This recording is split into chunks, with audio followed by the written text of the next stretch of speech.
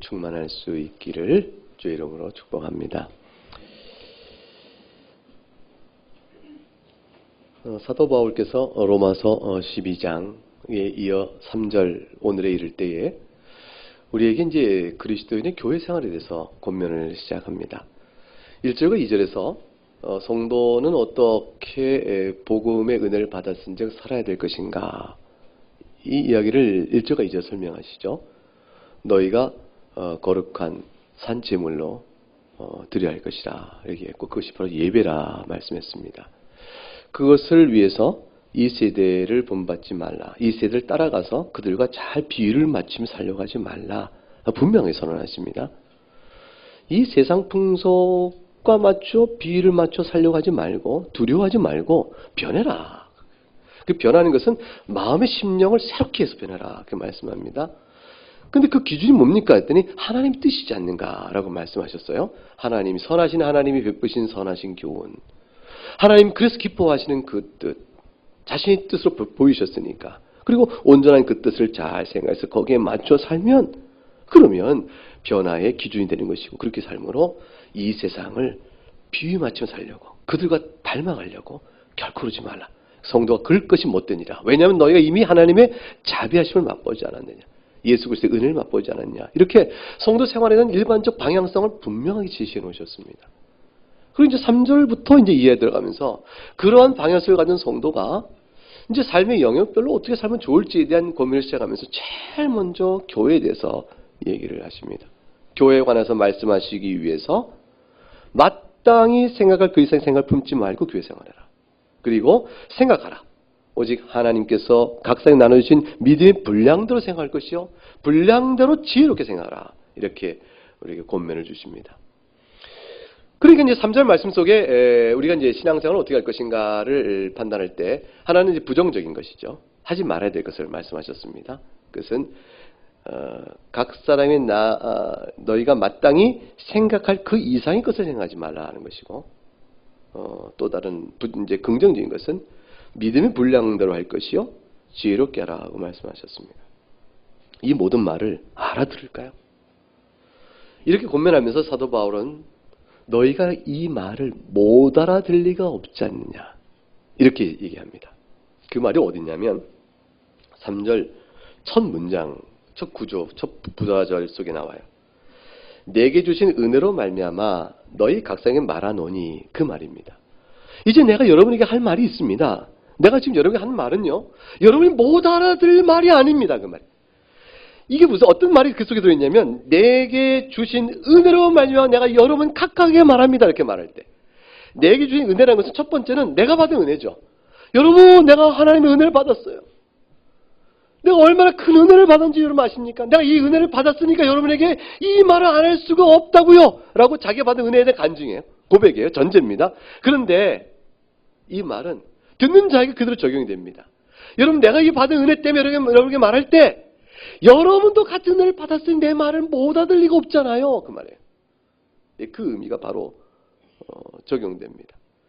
그리스도의 은혜를 받았으니 내가 여러분 이렇게 권면할 것이요, 동시에 또한 이렇게 권면은 여러분들 또한 내가 받은 은혜와 같은 은혜를 받았기 때문에 여러분도 내가 말하는 말을 듣고 이해할 수 있으며 또한 순종을 해야 할 것입니다 라는 말씀입니다. 이것은 1절의 말씀과 같은 맥락이죠.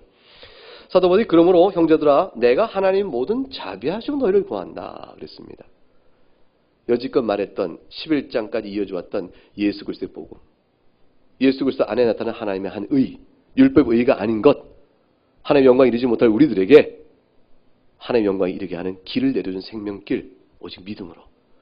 그러나 그 믿음을 가진 자가 마땅히 하나님의 부르심에 따라 죄의 종이 아니요 그리스도의 의의 종이 되게끔 부르신 그것, 하나님의 형상이요 그리스도의 아들의 형상을 닮기까지 우리를 끌어가시는 것, 그 모든 일을 목적하시기 위해서, 목적하신 일을 이루기 위해서 모든 합력할 선을 이루시는 하나님의 섭리적인 실행에 대한 이 원칙과 원리를 배워야 하지 않는가.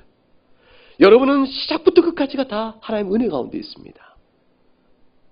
그러므로 내가 여러분에게 권하노니 여러분의 몸을 하나님 기뻐하시는 거룩한 산 제물로 드리세요. 이렇게 말한 것입니다. 같은 믿음의 바탕 위에 있는 성도들에게 권면하고 있는 것이죠.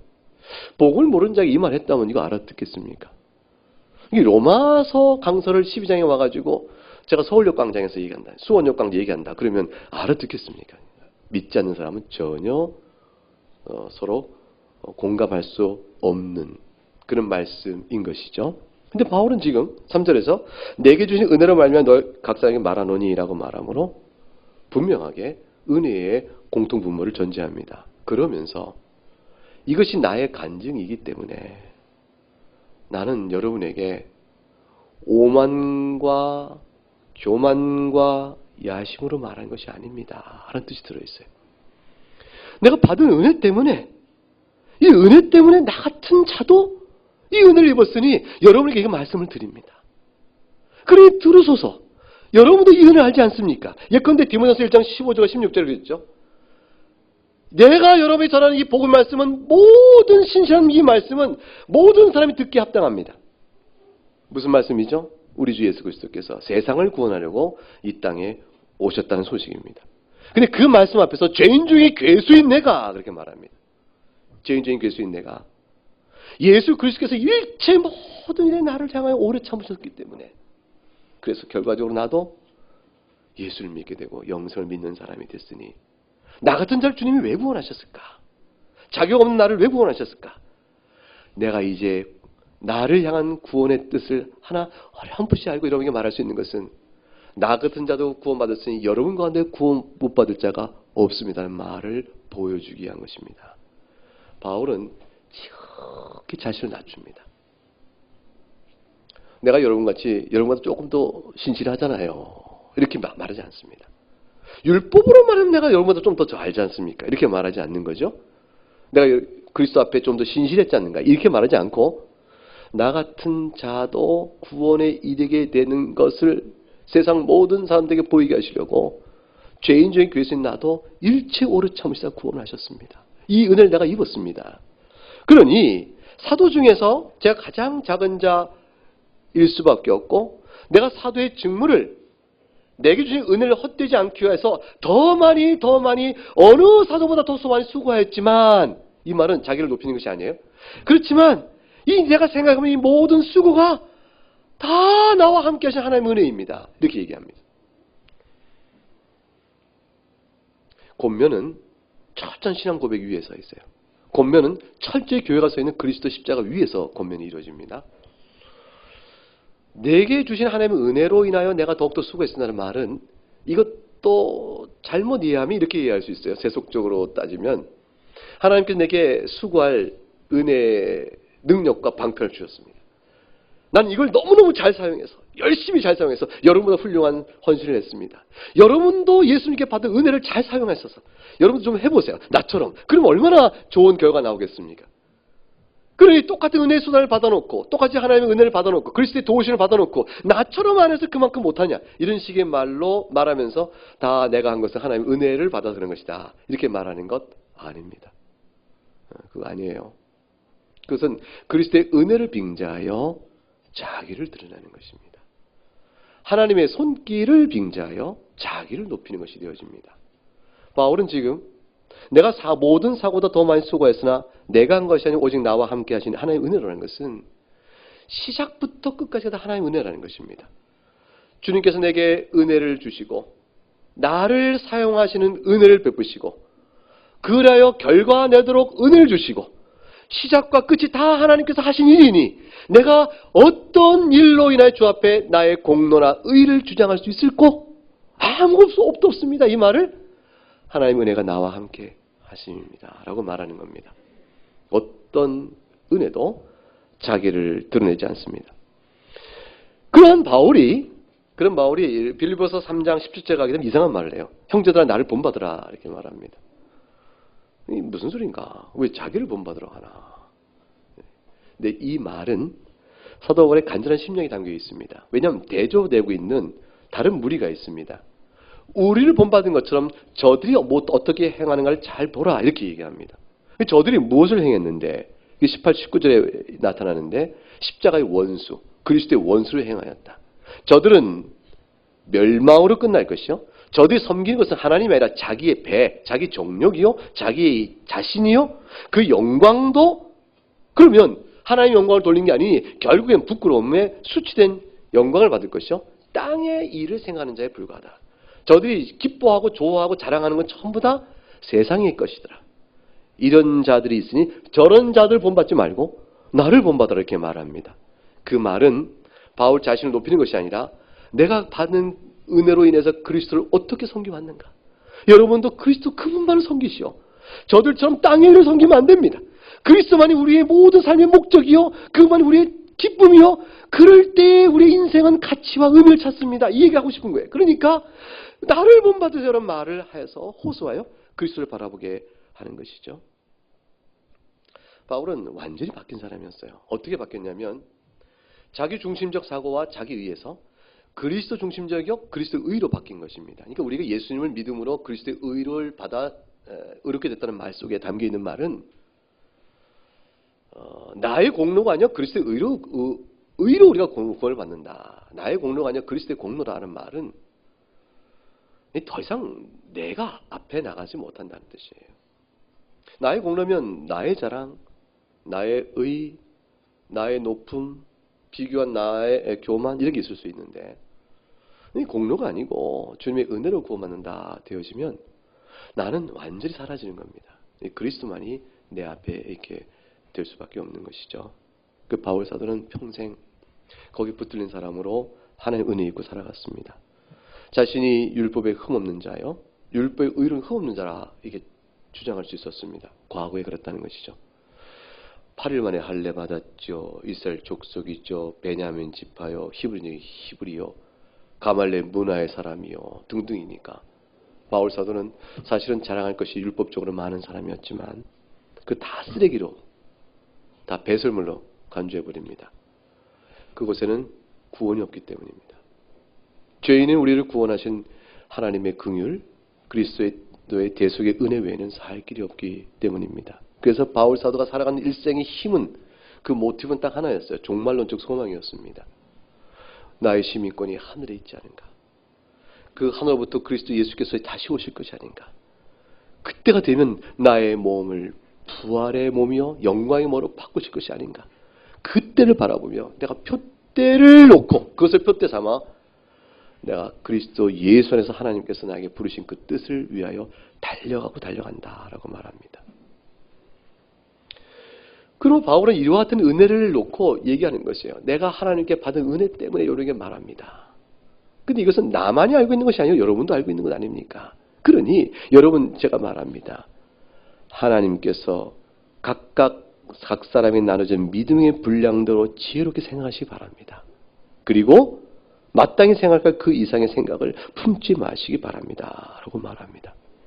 이것이 이제 사도 바울은 여기서 예수 그리스도의 부름받아 구원받은 자를 생각하면서 바로 사도 바울은 교회가 생각나는 거예요.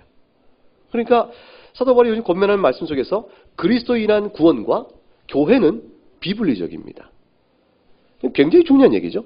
그러니까 그 수많은 이야기 속에서 사도 바울은 너희가 이제 복음을 알았은즉, 구원을 받았은즉, 하나님의 자비 약속을 받은 자가 되었은즉, 그러고 나면 1차적이고 즉각적인 과제는 뭐냐면 신앙생활은 어떻게 되지? 이 말이에요. 그러면 내가 신앙생활 어떻게 되는 말은 무슨 교회 생활은 어떻게 해야 되지? 그 말이에요. 교회 따로 신앙 따로가 아니기 때문에 바로 사도 바울은 교회 생활로 적용점을 이어져 갑니다. 여러분, 우리가 3절을 읽었는데 4절을 보세요. 우리가 한 몸에 많은 지체를 가졌다. 교회죠. 5절에 그리스도 안에서 한 몸이 되었다. 교회를 뜻합니다. 6절 교회 안에서 은혜대로 받은 은사가 다양하다 라고 얘기 나옵니다. 예수 그리스도 안에서 통일된 하나가 다양한 상태로 교회를 구성하여 되어 있으니 우리의 신앙생활이 교회를 떠나서 되는 것이 아님을 말씀하죠. 그러니 1절과 2절에 나와 있는 마음을 새롭게 하고 이 세대를 본받지 않고 이 세대의 가치를 거슬려 마음이 새로워진 자로 하나님의 뜻에 합당한 데 살아가려면 교회 생활은 어떻게 될까? 그 적용점이 나옵니다. 그 적용점. 이 세대는 어떻게 살아갈까요? 자기 야심대로 사는 것이에요. 성공이 목표입니다. 자기 만족입니다. 세상을 이용하여 나를 만족시키고 세상을 위한 내 영광을 지켜가는 것. 그것이 이 세대의 사람입니다. 이 세대처럼 자기 영광을 구하지 말라 그랬습니다.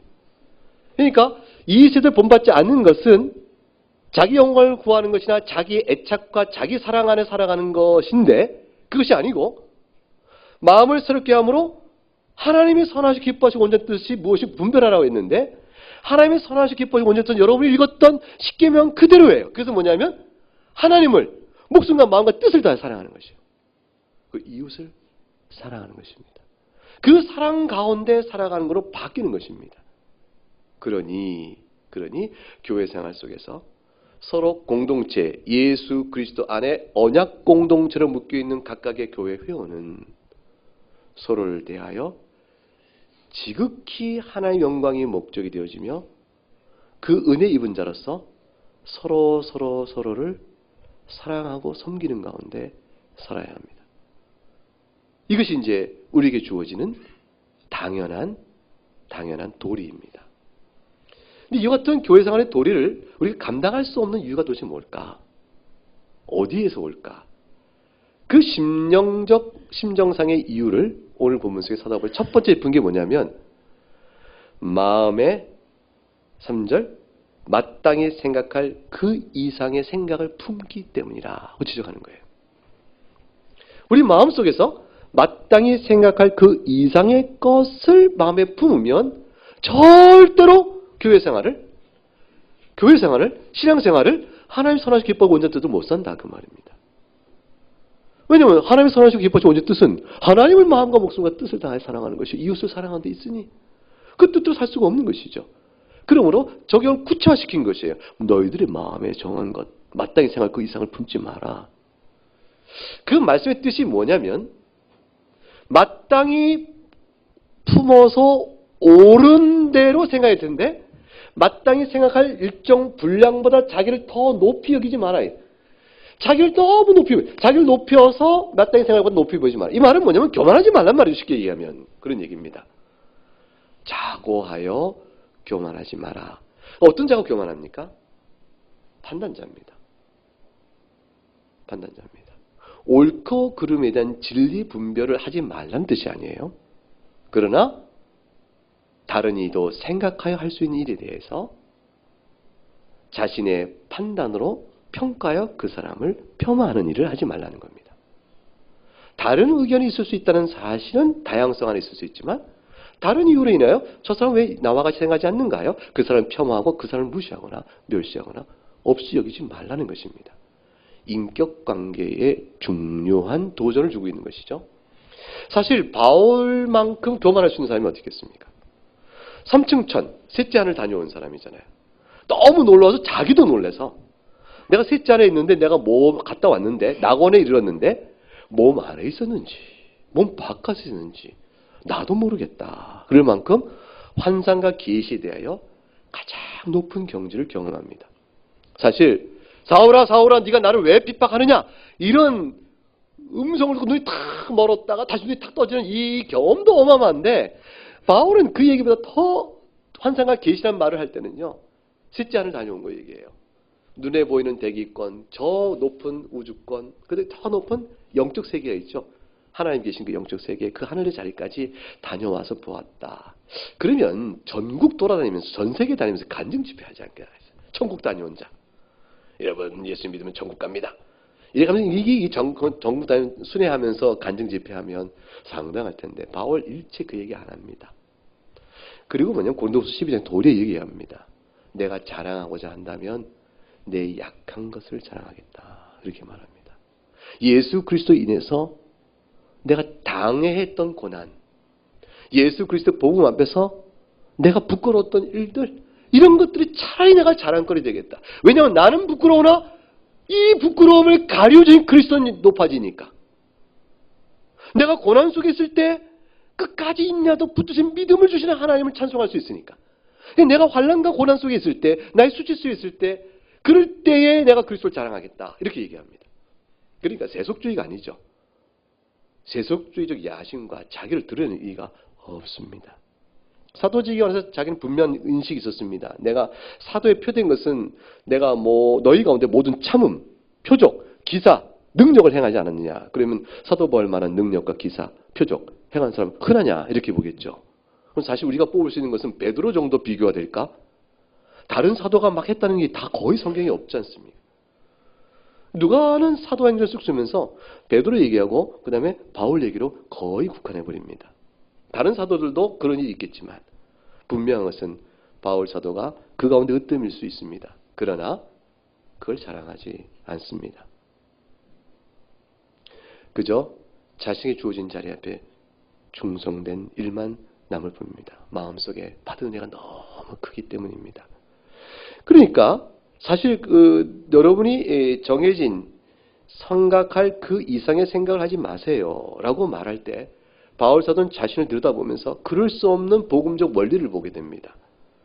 우리 이런 은혜를 받고 오늘에 섰는데 내가 하나님께서 마땅히 생각할 그 이상의 생각을 가지고 내가 나를 높이겠느냐, 이 그럴 수 없는 거 아니냐라는 사실을 자기에 적용하고 교회에 알려주는 것이죠. 이제 교회 안에서 있는 여러 양태 중에서 다양한 형태가 있는데, 예컨대 이제 사역자 생각을 해봅시다. 여러분 이제 목사가 자기를 증명하거나 자기의 영광이나 자기 무엇인가를 드러내기 위해서 그래서 그 목양을 열심히 한다면 그건 사실은 주님을 위한 것이 아니죠. 결국은 자기 야심을 위한 게 되어집니다.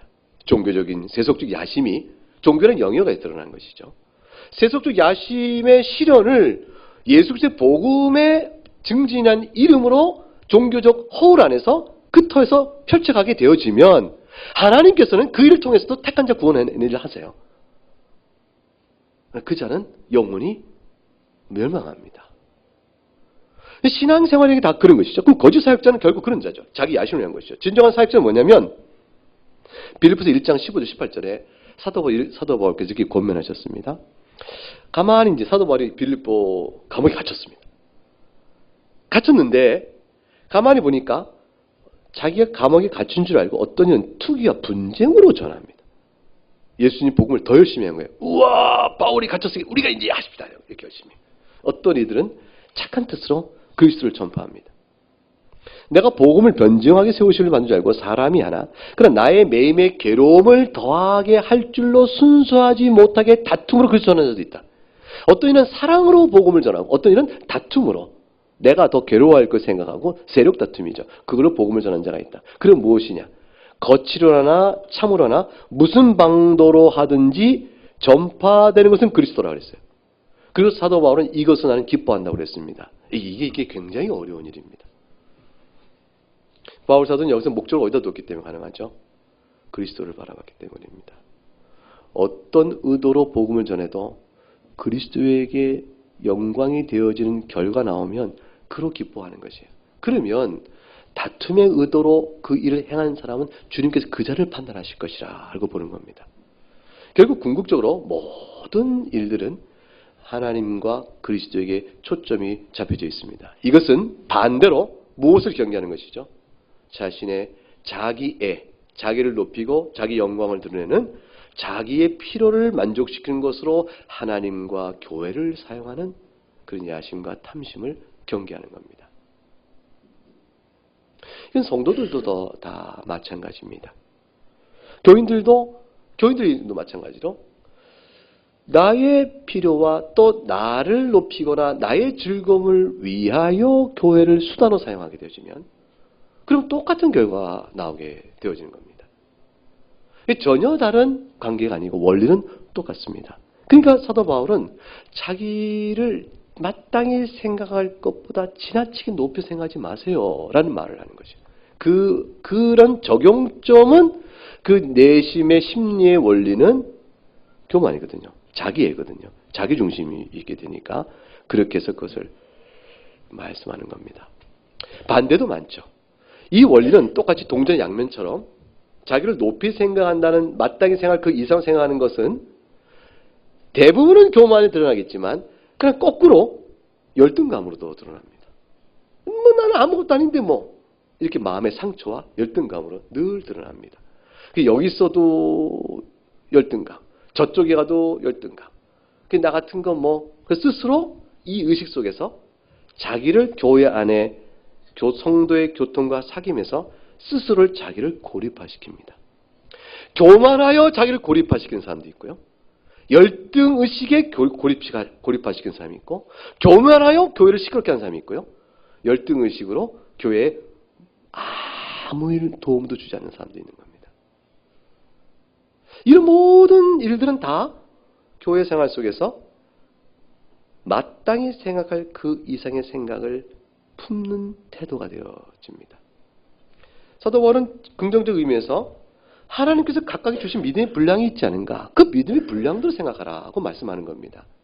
그리고 그거를 지혜롭게 생각하라고 말씀합니다. 지혜롭게 생각한다는 것은 다른 것이 아니고 말씀이 교훈하는 것을 차분하게 그리고 침착하게 그 건강한 사고를 통해서 잘 생각해보라. 그 뜻이에요. 복음이 우리에게 무엇을 말하지? 침착하게, 흥분하지 말고 침착하게 지각을 이용하여 사리에 맞게 분별 있게 침착하게 생각해보라. 그게 지혜롭게입니다. 그러니까 그리스도께서 죄인된 우리를 불러 교회를 세우셨으니, 그리고 우리를 교회를 세우신 것은 우리를 각각에 부르시면 교회를 세우기 위함이니, 우리가 교회 안에서 그리스도를 믿고 그리스도와 연합된 사실이 되어졌으니, 그러니 이 교회에서 어떻게 신앙생활을 할까? 차분하게 한번 생각해봐. 어떻게 해야 되겠어? 마땅히 그 이상 생각해도 되겠나? 믿음의 분량대로 해야 마땅한 건 아닐까? 그러니 어떻게 해야 될까? 생각하라. 그 얘기입니다. 뭐야? 나는 1달란트 주고 이거 갖고 뭐 하라고? 5달란트는 줘야지. 이렇게 생각하고 심리적 저항과 불평과 원망, 아니면 낙심과 절망, 이런 것으로 스스로 소외시키지 말라는 것입니다.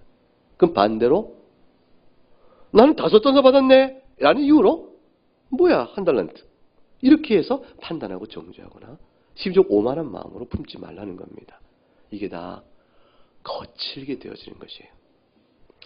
이런 얘기를 사도 바울이 말씀의 적용점에서 교회로 들어가서 이걸 왜 먼저 했을까요? 1. 로마 교회는 굉장히 이 문제 때문에 시끄러웠다. 현상에 대한 상황적 인식 때문에 처방의 답수로 이걸 줬을지 몰라요. 그건 모르겠어요. 근데 로마 교회보다 어느 교회나 이런 문제는 다 있고 우리가 다 연약하니까요. 어느 교회가 온전하겠습니까? 그러니까 다 문제는 있죠. 그런데 원리적으로 이렇게 말씀을 주고 있는 가장 중요한 태도는 뭐냐면, 그리스도인의 신앙생활은 절대로 고립주의가 아니기 때문에 그렇습니다. 개인주의가 아니기 때문에 그렇습니다. 예수님 잘 믿고 예수님 잘 믿는데 필요수단으로 교회가 있는 것이 아니고, 예수님 믿는 신앙인은 교회 안에 들어오게 되어 있는 것이고, 이렇게 볼 수 있습니다. 하나님께서 영원전에 택정하셨죠. 선택하셨습니다. 그래서 선택한 우리들을 그리스도 안에서 구원하기로 하셨어요. 그때가 처음에 그리스도가 오셔서 실제 구원 역사가 이루어졌고, 성령께서 우리에게 믿음을 주는 순간 예수님 믿고 구원받은 자가 되었습니다.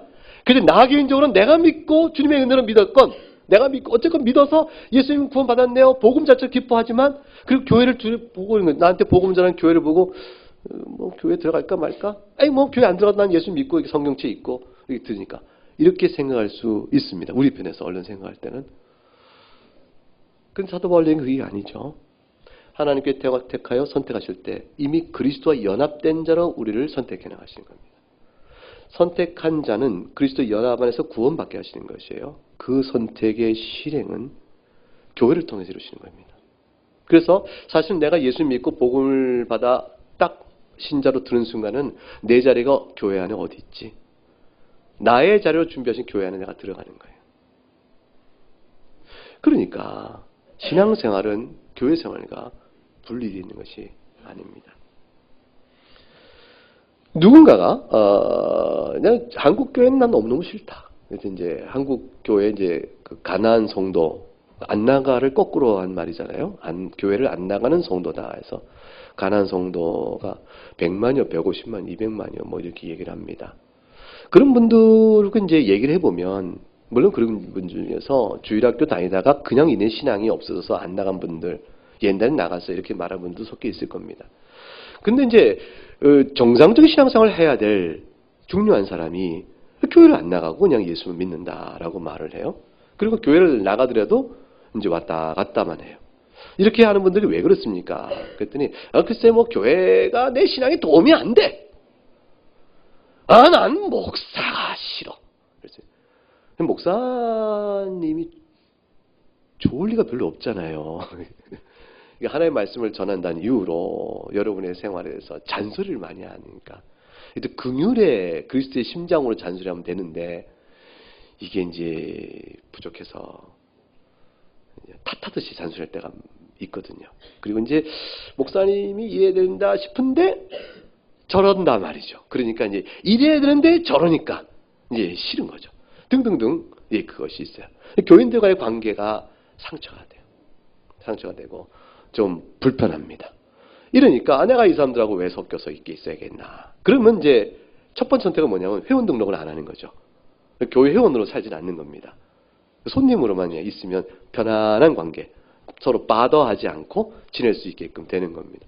그게 선택. 그나마도 싫으면 나가지 않게 되는 겁니다. 왜냐하면 예배 때 들은 설교가 맨날 이렇다. 이렇게 해서 내가 성경책 보는 게 낫겠다라고 고립주의 개인주의로 넘어가는 단계가 있게 됩니다. 잘못 생각하고 있는 것이죠. 신앙생활은 고립주의 개인주의 있지 않습니다. 일정 기간 시련과 시험이 들어서 그럴 수는 있습니다. 상황이 그래서 그럴 수는 있습니다. 그러나 그는 짧은 기간 내에 교회로 들어와 회복되어야 합니다. 교회 안에서 예배 공동체로 살아야 돼요. 예배 공동체에서 뭘 배우게 됩니까? 은혜 언약을 배우게 되는 겁니다. 그래서 각 사람이 주어진 믿음의 분량에 지혜롭게 사는 법을 배워가야 되는 겁니다. 그것은 굉장히 중요합니다. 하나님께서 우리에게 주신 이 신앙의 연단과 가르침과 교훈과 이 모든 걸 통해서 우리 계기를 양육하시되 이 모든 일에 가장 중요한 것은 예배를 통한 수단에 있습니다. 그러니까 공적 예배로 모여서 지쳐 더불어 하나님께 예배 드리며 그 안에 주신 말씀을 받고 그리고 하나님 목적이 되어야 되는 것이에요. 그 자기가 교회에 맞춰가야 하는 것이에요. 자신이 서로에게 맞추어 섬겨가야 하는 것이죠. 내 연약성을 다른 사람이 참아주듯 다른 사람의 연약성을 참아주며 가야 하는 것이에요. 이것이 굉장히 중요합니다. 왜냐하면 마이클 호튼이라고 우리가 금요일날 공부하고 있는 책인데 마침 이게 로마서 12장 3절에 대한 주 해설이라고 보면 됩니다. 그냥 딱 요절 하나 보면 로마서 12장 3절 요 말씀 구절을 한 책으로 풀었다고 보면 됩니다. 마이클 호튼의 오디너리 책, 오디너리란 말은 영어인데 우리말로 평범한, 일상적인, 보통이란 정도의 뜻이 되겠죠. 이 책 속에 담겨있는 교훈들 자체 속에서 신앙의 평범한 일상이 하나님 앞에서 얼마나 특별한 것인가를 일깨워 줍니다. 굉장히 중요하죠. 예, 근데 그 중에서 요점 중에 하나가 뭐냐면 교회는 계약 공동체가 아니라 언약 공동체라는 말로 특질을 설명합니다. 계약 관계는 필요에 따라 맺어지는 것이에요. 그래서 필요가 충족되지 않으면 뭐 그 사람은 계약할 필요가 없는 거죠. 계약이 끝나고 파기됩니다. 근데 언약은 그렇지 않습니다. 하나님은 이스라엘불로 언약을 맺으십니다.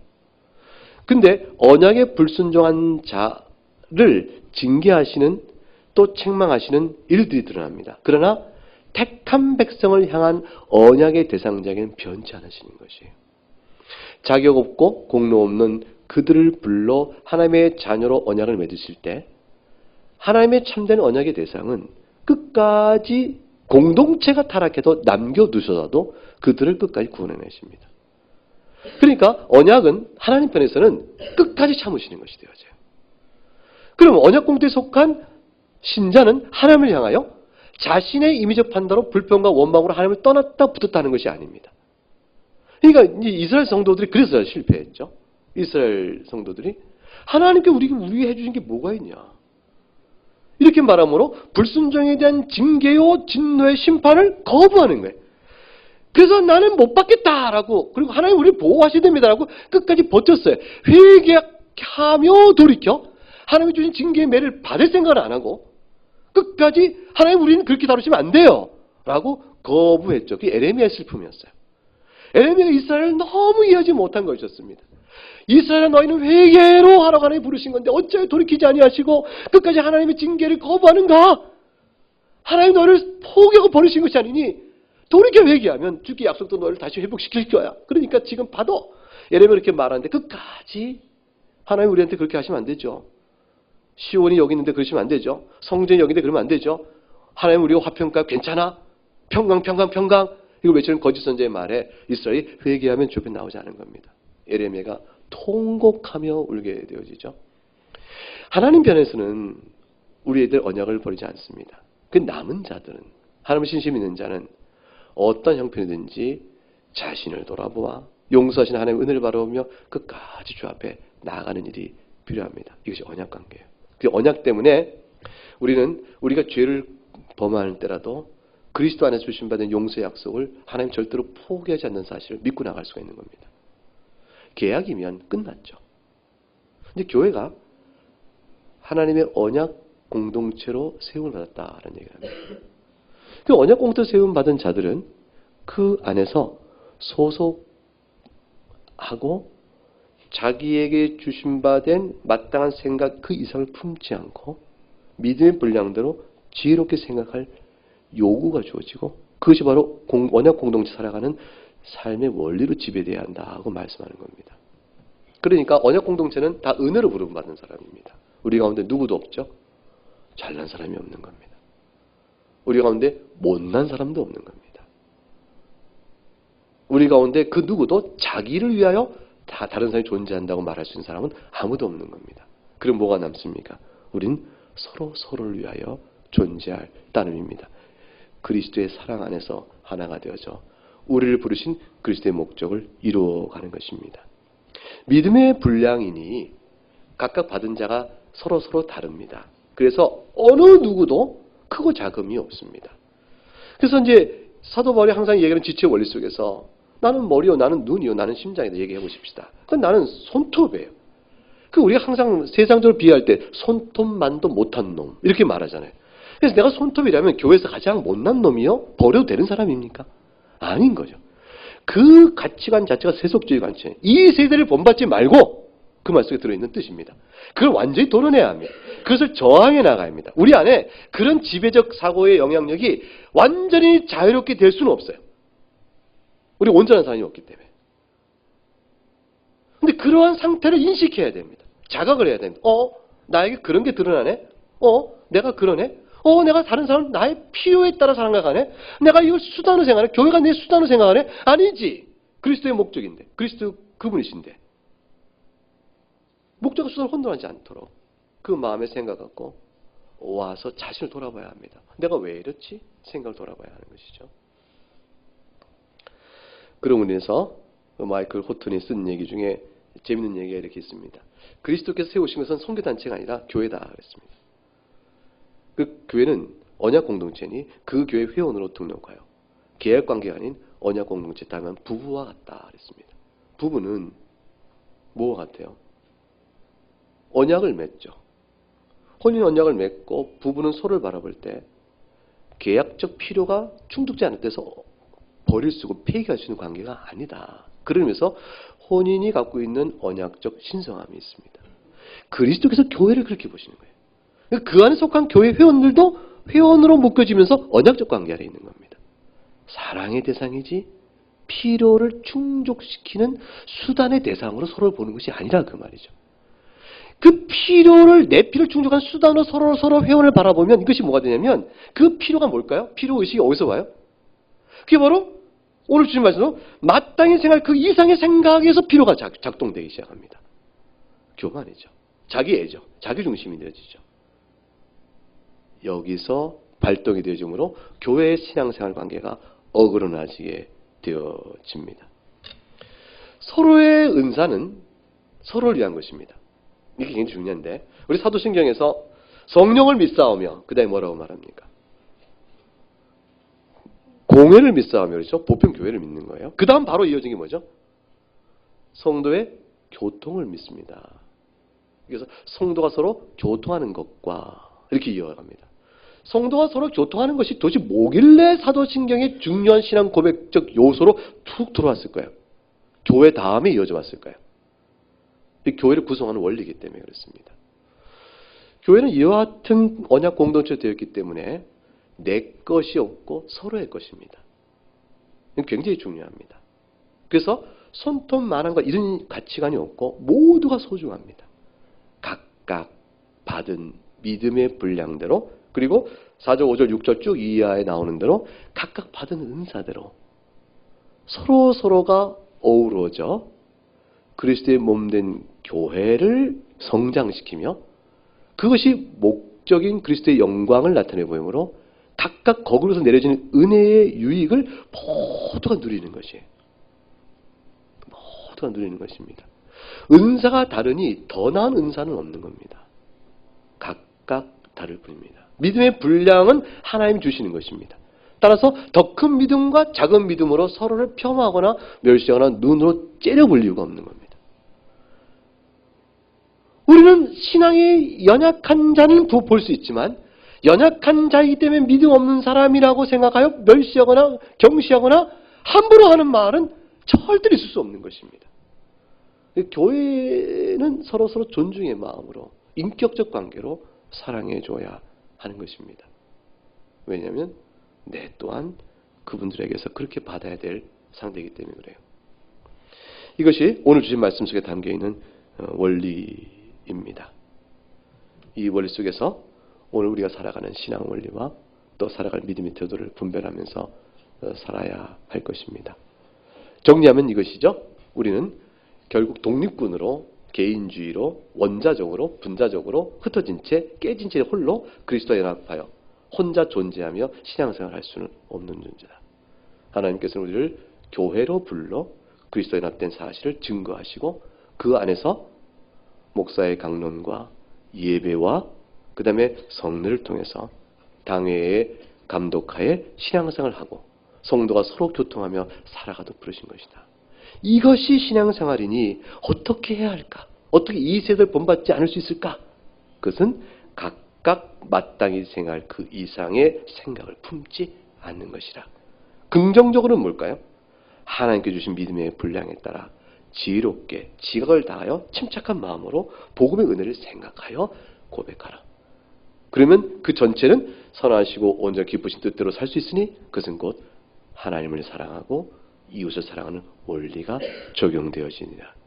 그러므로 각각 세속주의에서 자기의 영광과 자기의 기쁨과 자기의 즐거움을 만족시키는 삶의 가치를 위하여 다른 이들을 모든 걸 수단으로 쓰는 이 삶의 구조를 완전히 바꿔야 하느니라.